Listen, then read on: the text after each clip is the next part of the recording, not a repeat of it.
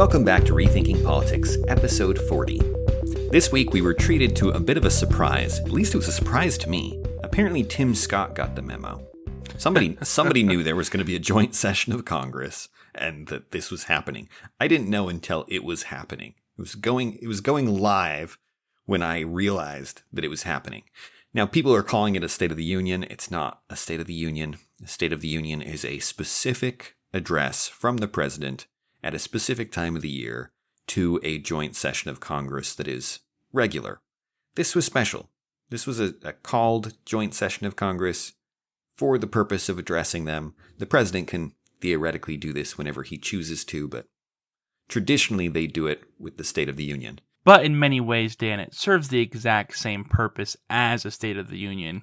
It's a chance for the president to present, first of all, everything that he's accomplished recently.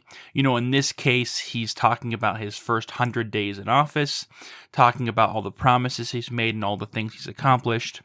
And then the second thing it allows the president to do, just like in a State of the Union, is talk about his grand plan for the future. State of the Union is not a time for talking about things that haven't gone well or things that have gone by the wayside. It's definitely a very positive speech and a very hopeful speech. And that's exactly what this is here, where he presents everything he'd like to accomplish, the things he wants to get done in the near future and how they're going to help people.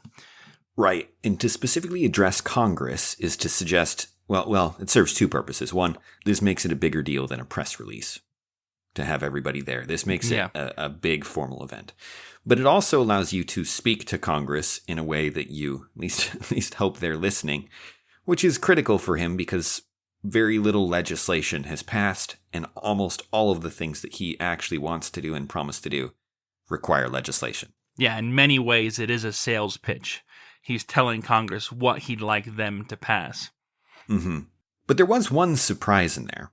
Most of it is not surprising. As we said, it's a State of the Union. State of the Unions are as predictable as they are boring. And they rank extremely high in boring. And they're extremely predictable. In case that was... I realized that some people may not have listened to a State of the Union. Don't bother. Don't bother. They're generally among the most boring things you could listen to, where they pat themselves on the back and everybody claps like lunatics because, I don't know, that's what you do in politics. You clap. If I were president, I would immediately stop that. I'd be like, we're not clapping here. I'm going to say my piece and you're going to get back to whatever it is you're doing with your life.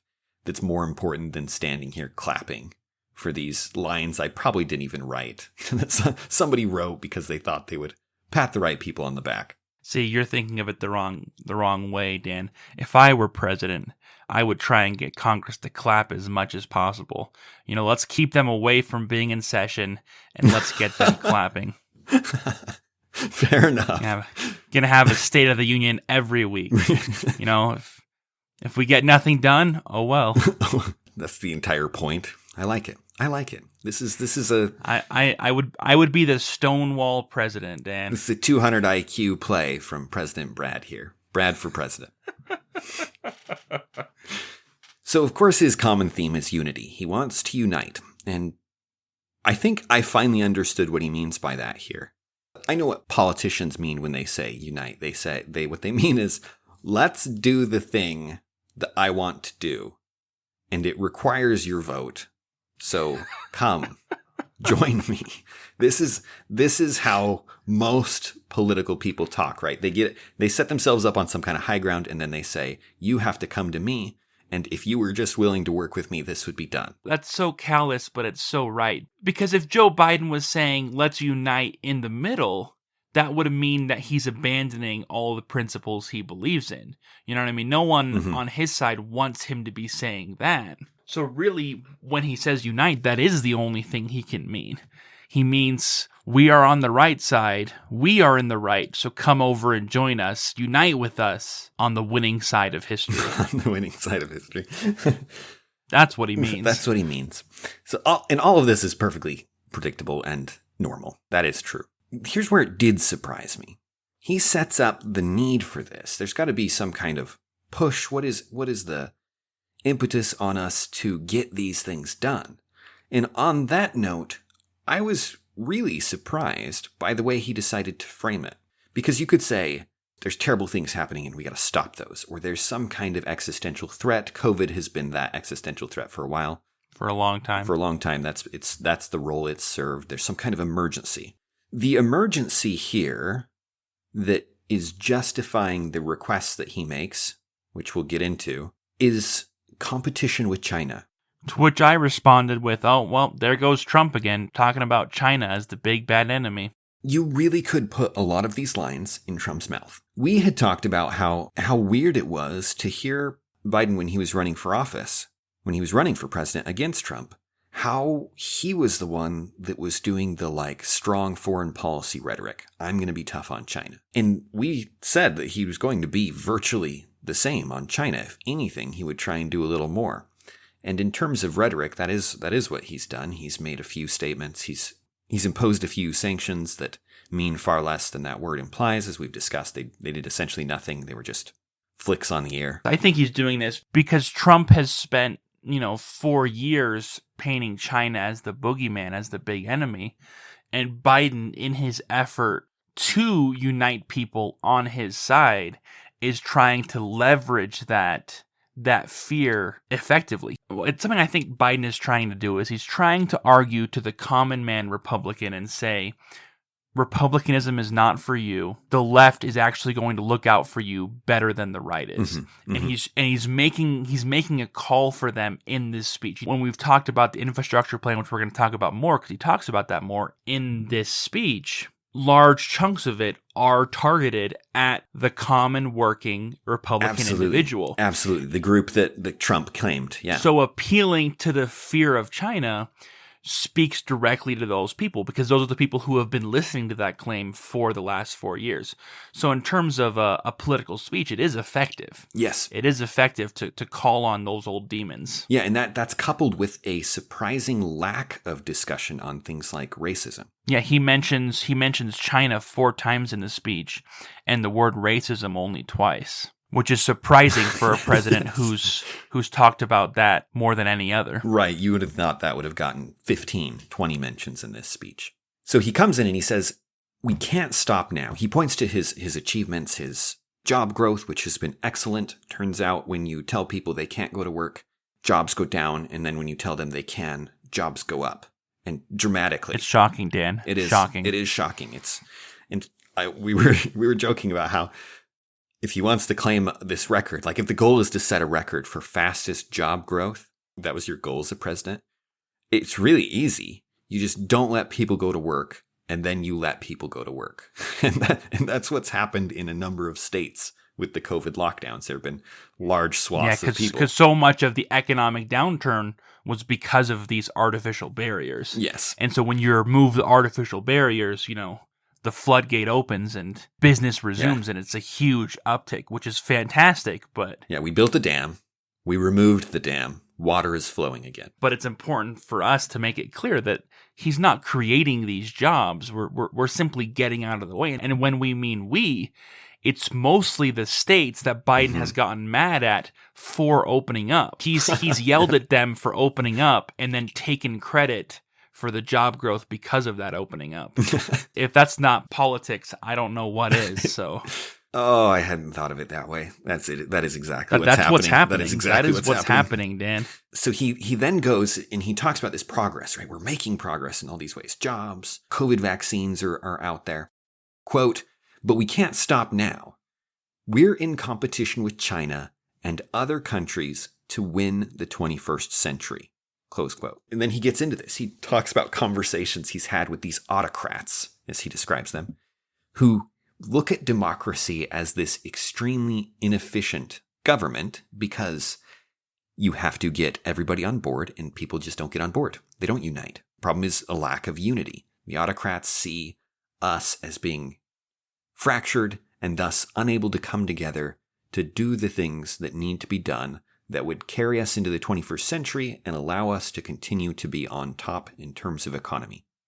The economic competition with China that we must win. There is so much wrong with this way of thinking that to even describe it that way, this is one of the things that I hated most about Trump, This is one of the things I hated most about Biden. This is one of the things I hated about Romney when he was running. This is a constant thread that both parties essentially agree on, that they see our engagement with another country as primarily competitive. Yeah, it's as win-lose. Someone is going to win the 21st century and someone's going to lose it. Right, and he doesn't We want are to lose playing it. Monopoly with China. Yes. Either they are going to win or we are going to win. And the other one will lose. Not just come in second, but will lose. We'll lose. Yeah, it's not a race. That's why I chose Monopoly, because Yes. You don't win by being a little bit faster than the other guy. You win by destroying the other guy, taking Right. all of their resources, Right, that is. leaving them with nothing. So then he uses this. This is a competition with China. This is our impetus. This is why we must make these once-in-a-generation investments. Now, you should be cynical if anyone tells you this is going to be a one-time thing in politics. Especially given that included in this is extensions for all of the emergency things done in the COVID bills. Right? At least, or not at all least of them, most but of them. I'm sure, but many of them, the big ones, are going to be extended. So you should be cynical when someone says once in a generation.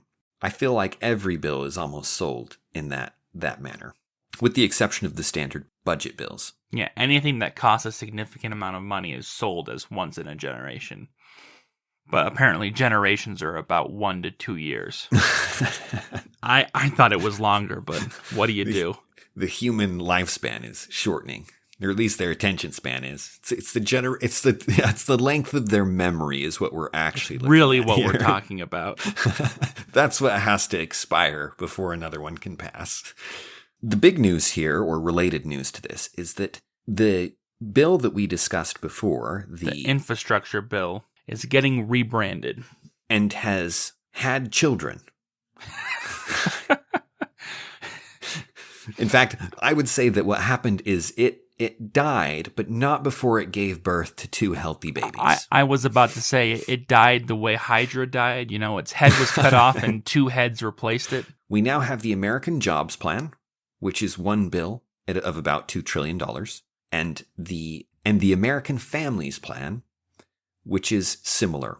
Together, they add up to about $4 trillion. I think it's like 1.8 and 2.2. Well, yeah, the good news is the numbers are still loosey-goosey, so it could be more, it could be less, but it'll be more.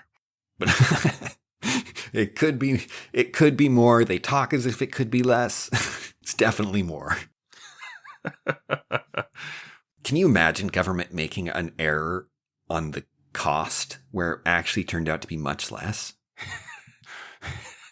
We thought it would cost $2 trillion to fix American families, but it only cost $500 billion.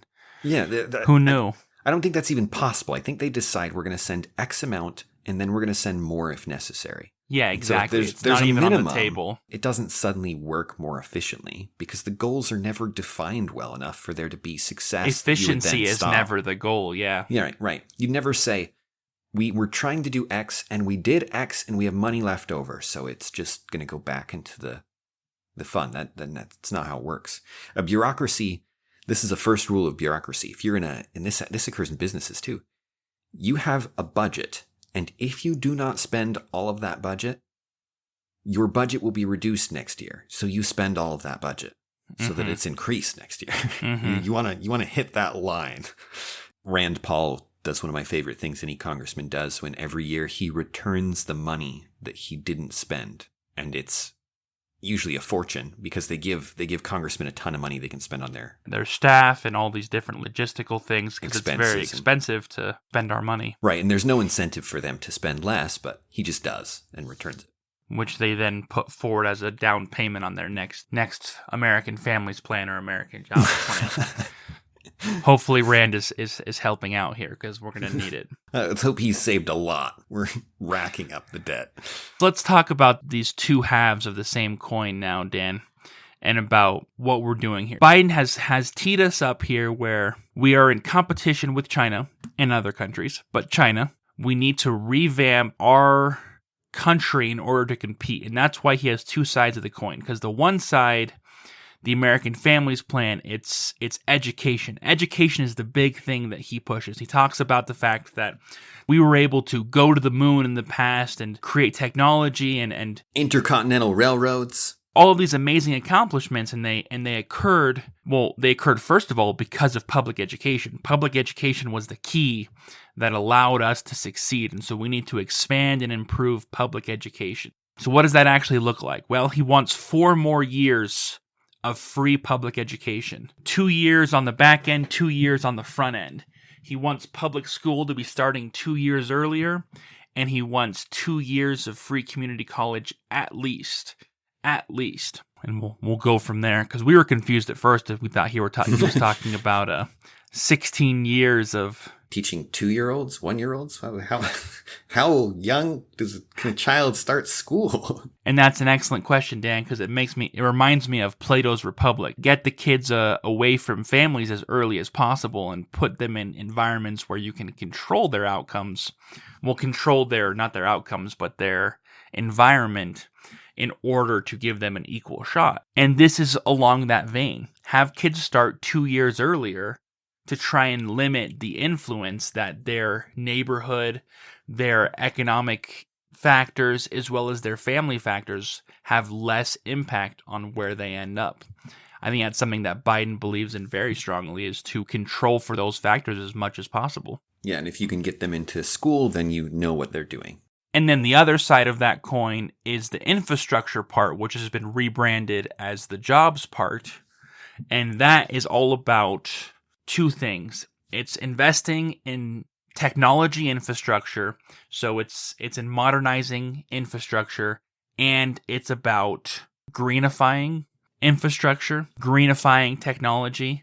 He talks about how he wants to make things 100% clean, which is, of course, incredibly ambitious on many different fronts. Here's what he said. The American Jobs Plan will create jobs that will lay thousands of miles of transmission lines needed to build a resilient and fully clean grid. So not 100%, but fully. Fully clean grid. Meaning presumably that it's going to use nothing but green energy. What exactly that means is not clear, but the implication is pretty clear about being green energy as close to 100% green as possible. And of course, he argues that this will create, as that quote suggested, this will create many jobs, right?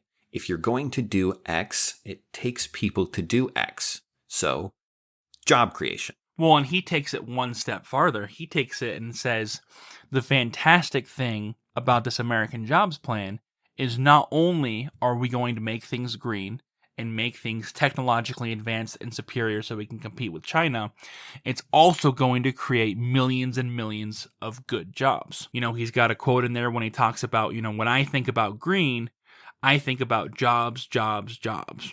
And that's really the secret, is that the Green New Deal, the green change that's coming about, is not going to cost us. It's actually going to benefit us. It's a win-win-win, as it were. Once again, it's a miracle cure. We're trying to summarize some of these things before we really start critiquing this. But that hurts. That physically hurts me to have someone describe it that way. That it's about jobs, jobs, jobs. That is sheer propaganda. That is the most, and maybe he doesn't even know it. He probably doesn't know it. But that is such economic BS. As you were reading that, I'm trying not to laugh or cry into the microphone.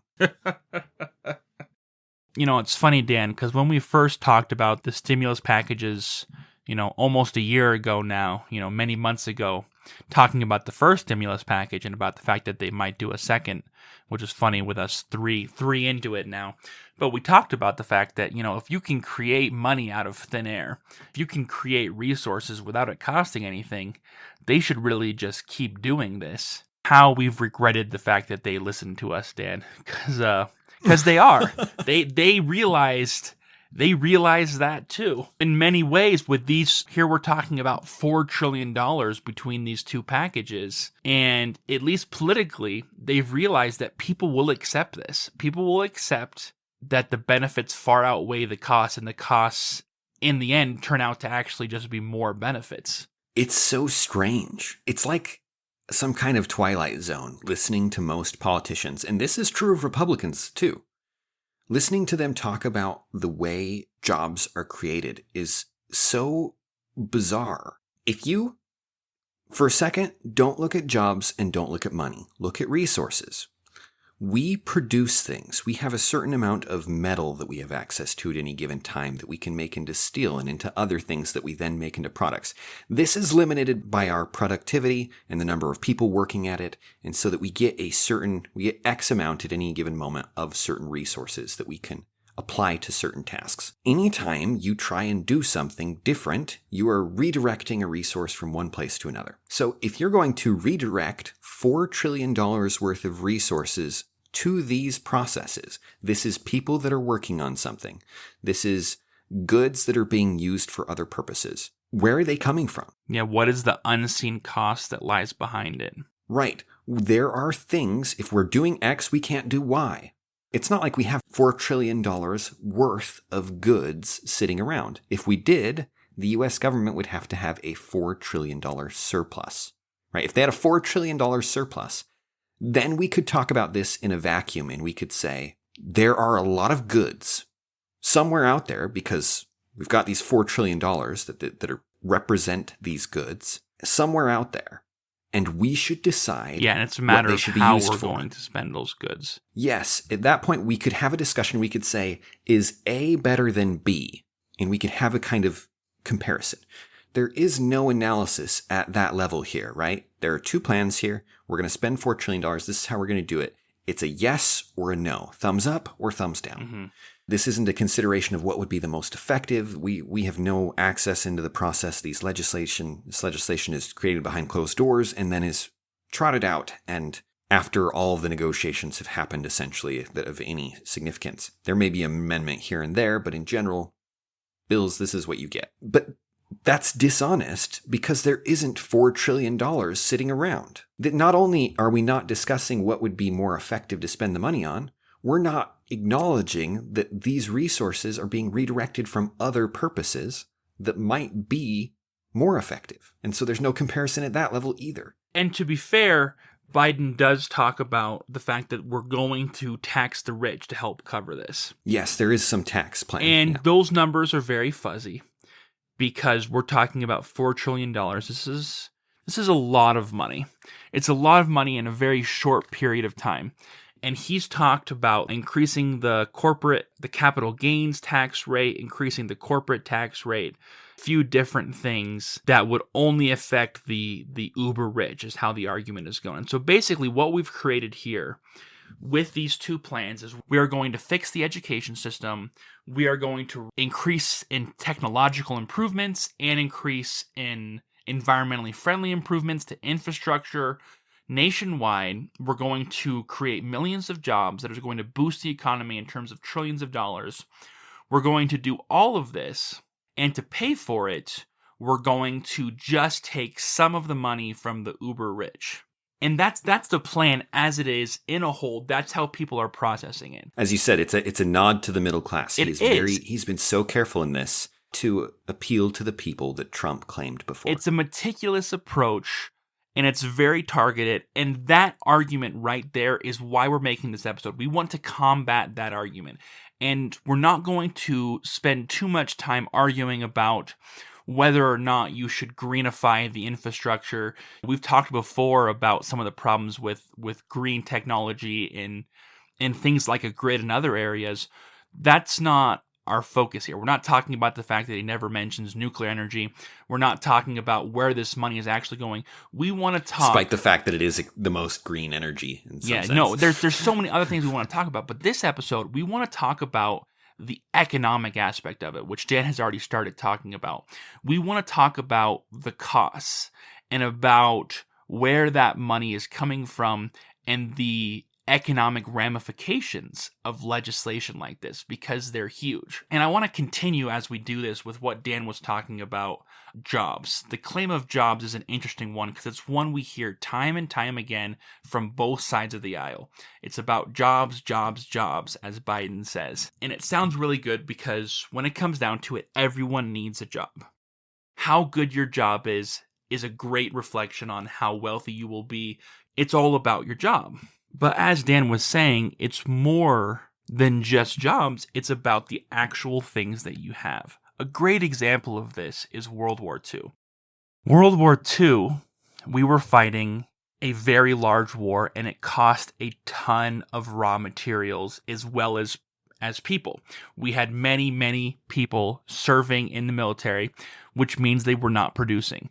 They were not farming. They were not mining. They weren't producing. Yeah, they're not providing a service or a good that you can consume that actually improves your life directly. Yeah, and they were providing a service, but not an economic service. This was a worldwide service. This was a long-term investment, and we're not arguing about whether or not that was wise. We're just talking about the cost. And so what that meant is you had a large number of people working in the United States to make up for that. It was during this time that a large number of women actually started working, which changed the United States economy even after that. The effects of that war have lasted to this day, but at that time, during the war, what you had is more of the population working than had ever worked before, working more hours than they had ever worked before, and people were on rations. There was barely enough food to go around. So even though employment was at a rate higher than it had ever been before, in terms of actual economic prosperity, the United States was struggling. Our GDP was off the charts relative to other things, right? As you said, our employment levels, off the charts. Your actual daily life, terrible. Yeah, your economic prosperity. Ration meat, ration butter. Yeah, exactly. You couldn't buy day-to-day goods because they weren't available, even though everyone was working more than they had ever worked before. Because it's not just about jobs. It's about the actual economic things. And instead of producing things like butter and meat, we were producing bullets and tanks and millions of other things that you needed to operate a war. I mean, the United States cranked out aircraft carriers, thousands upon thousands of planes. I mean, it was incredible what we were able to accomplish, but it came at a very, very real cost in terms of our day-to-day lives. And that's the reality of how the economy works. If you focus your energy and your time on something, you can't focus it on something else. So when Biden talks about renovating, improving infrastructure, it's just like making bullets or tanks. If you spend billions of dollars and many, many man-hours replacing lead pipes with other pipes, that is going to be done at the cost of doing something else instead. And that has to be factored in. Right. When we talk about going green and creating these green jobs, those green jobs who are going to be turning infrastructure into green infrastructure, green technology. You know, he's talked about replacing older buildings with new green buildings. That comes at a real economic cost. If you take time to destroy buildings that people are living in or using and replacing them with new buildings, or going in and tearing out all the old plumbing and replacing it with new plumbing, all of these things are at the cost of doing something else instead. Right. I can imagine few things less cost effective than that. You know, things that provide fewer benefits for massive costs than wrecking buildings down that work to replace them slightly better buildings that are slightly better in one way, but don't actually improve the lives necessarily of the people living in them in any significant measure, right? If global warming were going to wipe out the world in a year and this would stop that, then maybe it's worth it. But if what we're talking about is a few small numbers on a very vague time frame that may or may not actually address a threat, it's like paying people to dig ditches and fill them back in again. Yeah, and that's it's funny you should mention that, because that's been done before. We've had work programs where you had people put to work in order to boost the economy, and whether or not their work was effective was not the highest priority. And that's simply not the right way to look at it. Just to expand on this idea before we move on to some of these other arguments, if you look at what accountants do on a regular basis and what's required of them, a significant portion of all of the labor of all of the accountants in the United States goes into navigating the tax code. There's something like billions of hours that go into filling out taxes. Now, if you just imagine for a moment that the taxes are way simpler, like they should be, and you cut that from billions to, a few minutes per person, and thus you end up needing far less. What ends up happening is people like our current politicians will say, you're going to destroy all of these accounting jobs. Mm-hmm. Mm-hmm. What are all these people going to do? And I would say, I don't know. Something useful, hopefully. Something other than filling out numbers to navigate arbitrary complexity. Because that provides no goods and no services and makes no one's life better. It's just a necessary evil right now. Mm-hmm. And yes, that would require them to transition into other fields and things. And yes, that would be unfortunate, right? They've got training that then would be useless, and that would be hard. And there are a lot of things you could do to try to mitigate that, smooth that transition. But it's just like paying people to fill up ditches and fill them back in again. What good does that produce? What service does that provide? It doesn't provide a helpful service. Again, we have many of the most brilliant minds go into law. What does law do?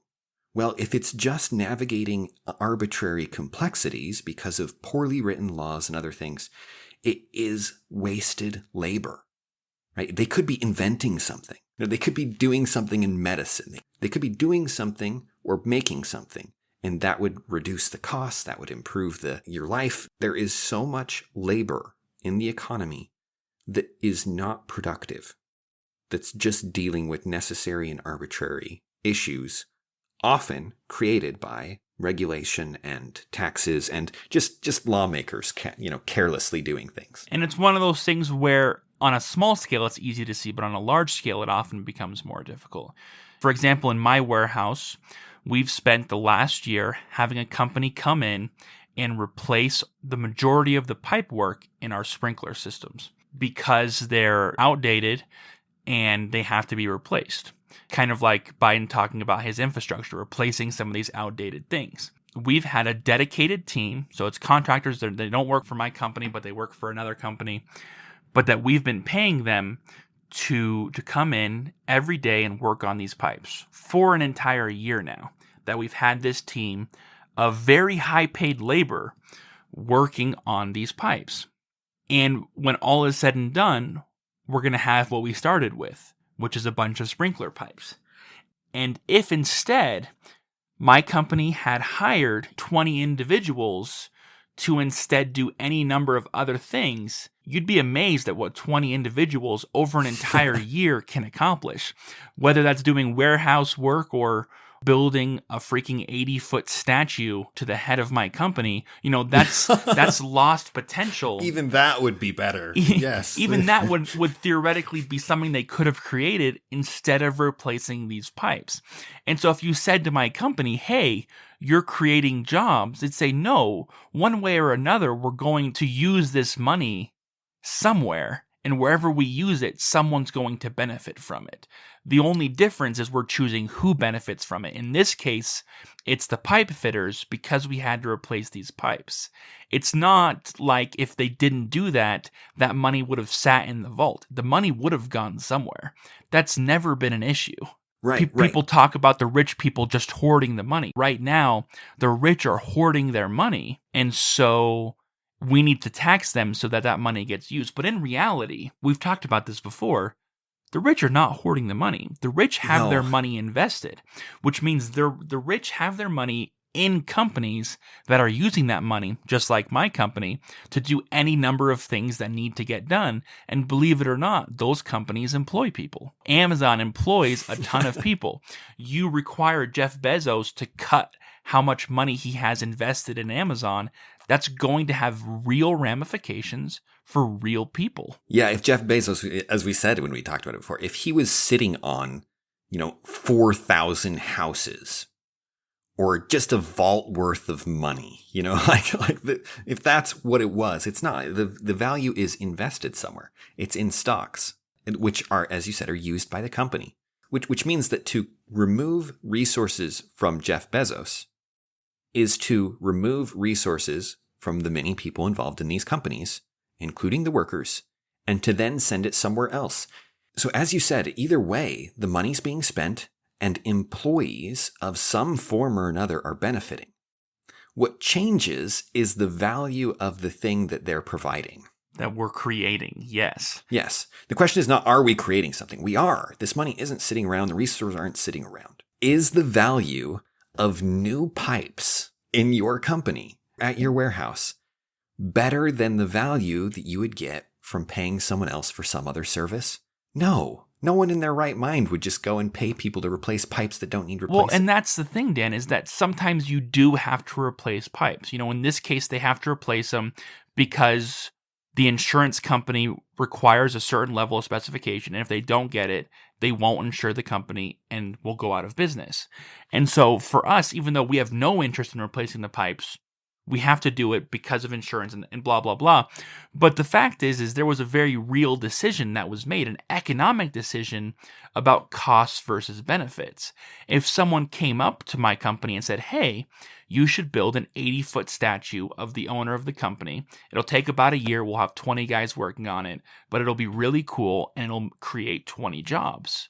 They'd say no way, because they understand the economic cost of where it's coming from. There needs to be that conversation about the economic cost, and that's really what's lacking here with Joe Biden's vision, is an understanding of the economic principles behind the world that we live in. If it were really as easy as just stealing from the rich a little, if we can just tax the rich a little and we can create all this, it makes sense why there are some rich people who are like, I'm okay with you taxing us. Because if we can create this beautiful utopia with it, how do you say no to that? Yeah. Yes, technically it may be unethical, Dan. Technically, morally, it might be wrong. But how do you say no to literally just making the world this beautiful place, and all it requires is that we take 1% from Jeff Bezos? Yeah, as you said, you could really see it in a small case. Like if there are 4 people on an island, and one person's fishing, one person's picking berries, as we've said before, one person's sewing clothes and cooking food, and one person's hunting or something. And they go, I've been trading you my fish for your hunting, but we've got together and we decided that we're all going to trade you our goods for you to sing for every day, just sing, or to dance, or to spin in circles, or to do any number of other things that don't actually contribute to our well-being. I mean, maybe those would be worth it. Maybe they're an amazing singer. You're just going to sit there and sleep all day, and we're going to pay you for that, right? You still have a job. By Joe Biden's understanding of government, you've created a new job. So that's good. Yeah, so you've improved the island, actually. You've improved the island because you've created a new job. Everyone's better off because of that. Obviously not. Now people don't have access to the food this person was hunting for. This is precisely what's happening when we take resources that are being well used, and we know they're being well used in ways that people want because they're profitable, and then you put them in areas where they are not profitable, and we know they're not profitable because they're not being used that way, right? Because no one would do this if the government didn't do it. And this is where profitable is this idea that people think is so evil. Things are profitable if people want them and are willing to pay for them. And so the very notion that they're profitable indicates that they are things people want. And the very notion that things are not profitable indicates that they're not efficient enough for them to be something people want. They might want it abstractly. I would like a mansion. But that doesn't mean someone should make a mansion for me. I would not be able to pay for it. And once again, on the small scale, people can always appreciate it and have no issue with it. I keep using examples from my own life, but I feel like it's helpful to see an image of it. There's a food truck that has been coming to our warehouse. Not every week, but every once in a while, the food truck will come and we'll go buy food from the food truck. And we buy food from the food truck because we'd rather buy food from the food truck than go somewhere else or eat our own food, and we benefit from it. And we're more than happy to give that food truck our money and for the food truck to make a profit because they had the fantastic idea of showing up to a warehouse full of hungry people who've been working all day and giving them food in exchange for money. Right, the convenience. Mm-hmm. And that food truck is there because it's profitable. If they weren't making money, and if they weren't making enough money to cover their costs plus some, they would never show up. Or they'd show up one day and never come back. But because it's profitable, they continue to show up again. And because they continue to show up again and make a profit, they are making money. And that's what we mean by profitable, is that it's benefiting them, which is why they will continue to do it. There's an old economic discussion about a farmer who sells his apple for $1. Then a businessman buys that apple for $1, carries it into the city, and sells it for $2. And that $1 profit, people tend to agree, very commonly in academic discussions, that that businessman is stealing that $1 from the farmer or from the person who's buying it. But because he didn't create the apple, ripped off. Yeah. Somebody's getting ripped off. He didn't create the apple. So why is he making this $1 profit? In fact, he's making more of a profit than the farmer in terms of how much it cost him. Right. The farmer might spend 50 cents investing and then make 50 cents on it. And he spent 5 cents, yeah. But the fact is that farmer is now able to sell more apples than he ever was before because of that businessman. That businessman is able to deliver apples to people who have never been able to have them before. And because of that, he's going to make a profit. If he's charging too much, then another businessman will come in and do the same service for far less. The farmer could say, look, wait a second. I could do this. I could move him into town myself.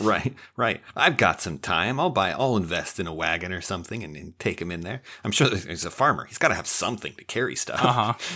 And maybe it'd be worth it for him to take a journey or to find another partner. Or, there's a million ways you could solve this problem and make a profit yourself off this idea. And people do every day. That's literally the world we live in, is where people are finding new ways to make a profit. And they do that by serving people better.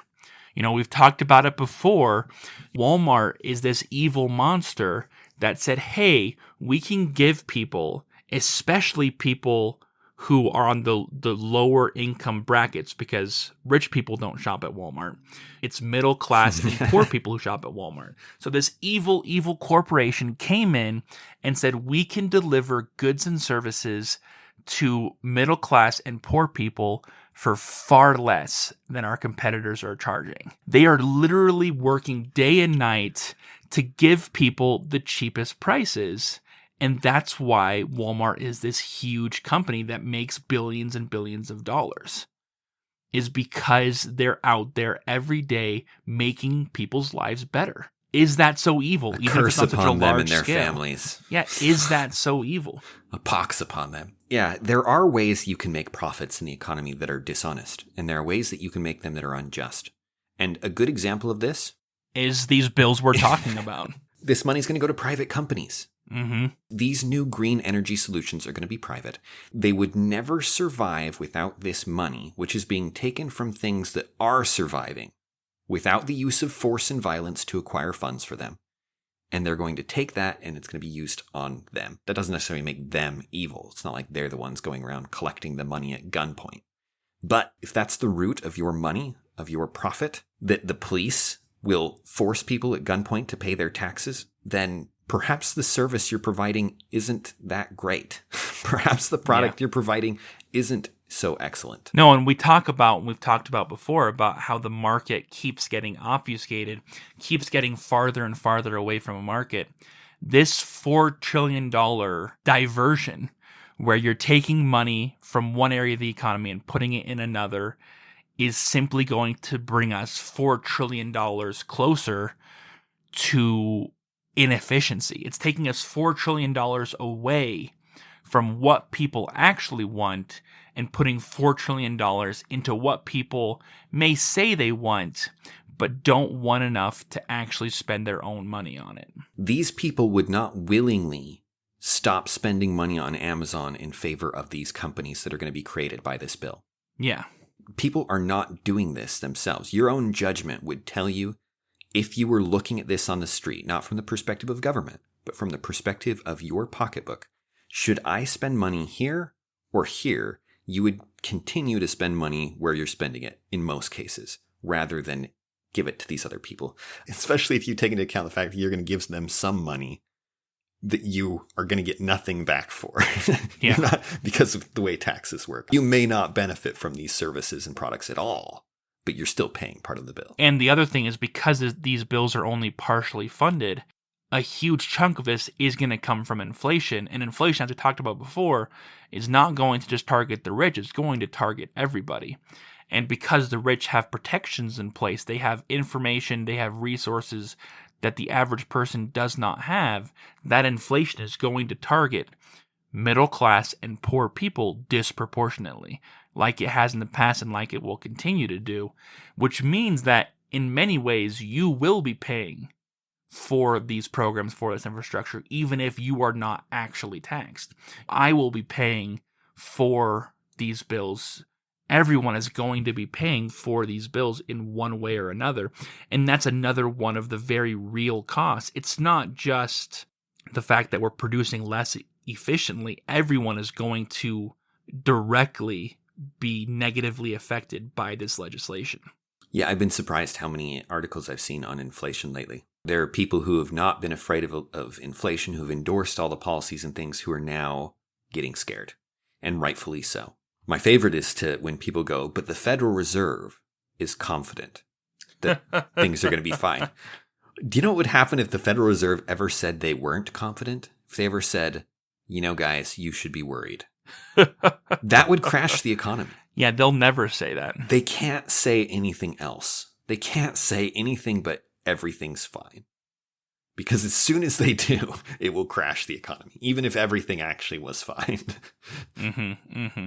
Now is the time to panic, says the Federal Reserve. Love to live to see that day. No, I wouldn't. That'd be terrible. That would be the end of the dollar. So where we're at is, I want to read one more quote from Biden that kind of recaps what we're talking about here. Quote, "But the rest of the world is not waiting for us. I just want to be clear. From my perspective, doing nothing is not an option." End quote. And of course, it got applause. That's said as a joke there, Dan. But what he's saying here is amazing. What he's saying is doing nothing is not an option. I agree with that completely. Mm-hmm. But implied in his statement is that federal government action is the only kind of action that can be done. The federal government is really the only body that can act. He keeps talking about, we need to do something. We can't stop now. We must unite. We have to go forward. We have to compete with China. And what he's really talking about when he says we, is we as a nation acting together through the means of the federal government. Biden has accepted full-heartedly the idea that the only body that can act is the government. And more people are getting on board with that. Right. Which is why the government must carry us into the 21st century. It must invest in these things. It must do this, it must do that, or we don't progress. That's how progress is made. Yeah, exactly. If we don't spend this $4 trillion, no one will. If we don't create these jobs, no one will. It is only through our action that anything that can happen. And that idea is so toxic, is so destructive, because if that's what you truly believe, then the only inevitable outcome has to be government control of the market. You know what I mean? It has to be through government action, because we cannot operate effectively without it. We cannot act. We cannot do these good things without the government. The market will not do it. The market is just full of greedy businessmen and rich people like Jeff Bezos who are trying to put us down.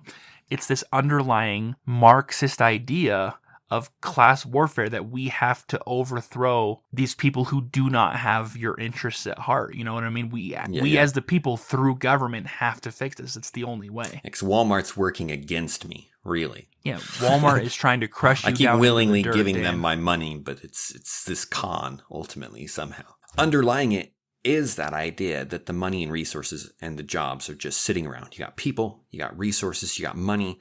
I just have to put them together and then they become something. When the truth is that all of those things are already in place somewhere. You know, some people are pulling already, them out. and you're pulling them out. You're going to kill jobs to create different ones that provide what good exactly? That's the question. None of that is even considered. It's discussed as if it's just waiting. And this is where his framing it against China is so interesting. Because in China, You get the autocrat who says we're going to do X, and X happens. And then in the US, Biden thinks we need to become that efficient. Yeah. Which is why we have to unite. We have to prove to people that the people can get together in a way that allows us to be as decisive as an autocrat. We want a democracy that's as efficient as a tyrannical government. Please let me be a demagogue. This is his application for demagogue status, where everyone just signs on to this very persuasive leader. But the thing is that those resources right now are being directed in a million different ways by a million different people trying to solve problems in their own life. And this is one of those costs of government that no one ever talks about. If you take $10 from me, I had a plan for that $10. I was going to buy a book to further my education, right? Something for school related, or something to read, something that would help me think clearer. Or I was going to buy a hamburger. Or I was going to buy a hamburger. Or I was going to get some cheap flip-flops so that one of my boys would actually have shoes on his feet. Cheap flip-flops for $10, Dan? Go to Walmart. They're like $4. You're going to buy 2 sets of flip-flops and a couple candy I'm really bars. splurging on these. These are some nice flip-flops. You're right. The plastic ones. I know. You go into Target for those flip-flops? You spend like $10. What a waste. Target, what a waste of money. But that's the thing, is that he's acting like there is one problem, and to solve it, you need everybody. But everyone in their own life is facing 1,000 problems already, and they're using the resources they have to solve them. And so to take money from those people is to say their problems are not important, even though that's the thing that they thought was most important, and that's why they're spending the money on it. That's not important. What's important is that we win some kind of weird competition with China.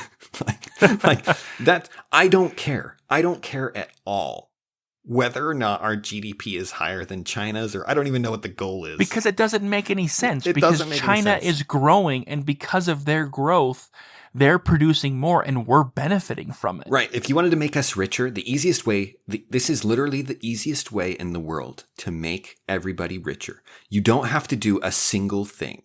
You ready for this? Let them trade with each other.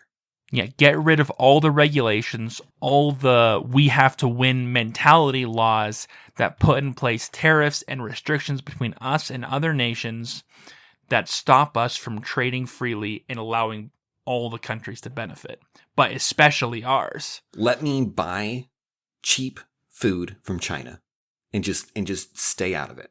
That's all you have to do, is just not interfere.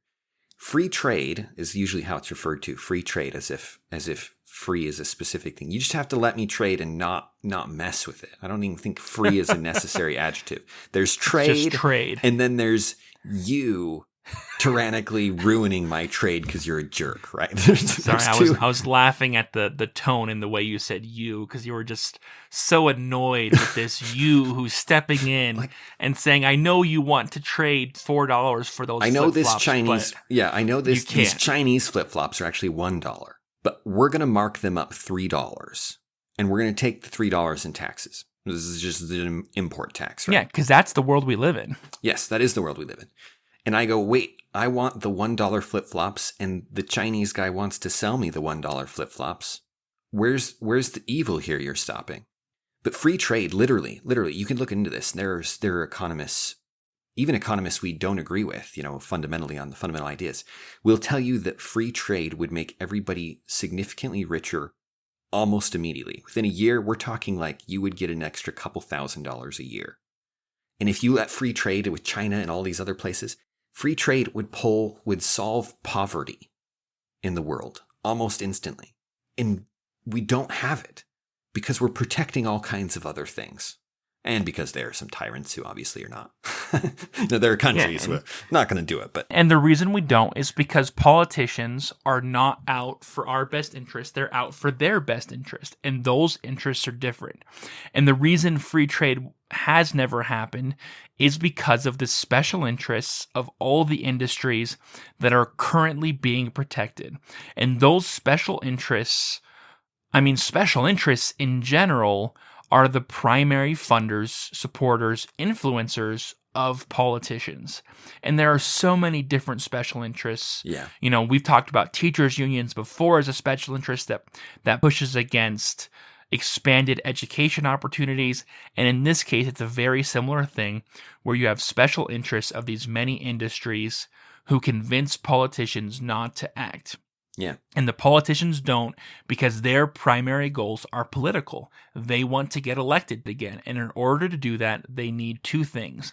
They need money, and they need to convince people that they're acting in their best interest. And so what that means is saying ridiculous things like we're going to tax super rich people a tiny percent in order to defeat China by creating millions of amazing jobs for you at almost no cost, and revitalizing the entire country at the same time. When you hear it all like that, it just sounds insane. You know what I mean? And we're not going to do something reasonable like get rid of all these restrictions that stop these countries from trading with each other so that we could all benefit. You put that so well. It reminds me of, I was listening to, there's a guy named Dave Smith. He does podcasts, shows up on podcasts. He's a comedian, but he has a similar economic approach, the same economic approach that we do. And he was talking about how, like, when you really look at the normal things that happen in our society and you put them, you actually state them, like pretend we weren't doing these things and someone were pitching it for the first time, they would look crazy. You'd be like, this is straight up a pipe dream. What are you talking about? Yeah, if we were already engaging in trade. Yes. And they came in and said, now we're going to stop trading with these countries, it would never pass. It would never happen. We're going to come in and we're going to protect this business and this business and this business and this business from foreign competition. And then we're going to tax them and we're going to do all this. If you're listening to this and you're like, wow, these guys are really passionate about how ridiculous this is. This isn't ridiculous. This is the world we live in. That's precisely the problem. That's what makes it so hard to see. We've accepted so many lies, so many weird political things that are wrong and that are dishonest, that this is just the world people live in, and it just continues. We've got to find a way to snap people out of it, which is what the goal of episodes like this is, to be like, no, this is all wrong. Every word of this, every word, every idea here is wrong. The entire discussion that's taking place about these pieces of legislation are completely missing the point. It's not that we disagree with the arguments that we're making. We're saying those arguments aren't even talking about what's happening. They're in complete la land talking about these issues and whether or not taxing the rich is okay, when I'm saying this is not what's really happening. This is completely missing the point. And that's what we're talking about here. We're talking about the fact that we're completely ignoring these economic costs to these government policies are being completely ignored time and time again, especially in this last year. It's like we as a country have given up on reality, on how the economy can actually work. on how spending money works. I feel like Will Smith in I Am Robot, where he's like, does believing you're the only sane man in the world make you crazy? Then maybe I am. There are other issues here that we may get into another time, things like the education things, the Head Start. Head Start programs, it turns out, don't actually work in the long run. He cites some information here that cracked me up, because he talks about how they've found that early education does a variety of things in the long run. It keeps people out of prison. It makes them less likely to commit crime. It makes them more likely to have further education. You'll note that he doesn't say that it increases their scores when they actually get to normal grades, because it doesn't, at least not by the time they're in third grade. But he's also conflating a couple things. There are studies on the Head Start program, and then there are studies on private preschools. And he's citing, the good things he cites are from data on private preschools. Interesting. And not the data on the Head Start program, which is not good. Our takeaway from this episode, our takeaway from what we're talking about here is, whenever you're looking at any government action, remember that it's not government action versus doing nothing. It's government action versus doing what we're already doing, which is we as people choosing what we want, and that's where we put our resources. And we're taking those resources with any government action and putting them somewhere else. And you have to remember that before anything else. And that's what we're talking about here. And that's what this episode is about. And so if you're ever looking at any legislation, just remember that. Remember the hidden costs, because they won't talk about them. And with that, thank you for listening. This has been episode 40 of the Rethinking Politics podcast. You can find us on our website at rethinkingpolitics.podbean.com. You can support us on Patreon, which you can find a link to at our website. You can find us on Facebook and Twitter, and we'll see you next week.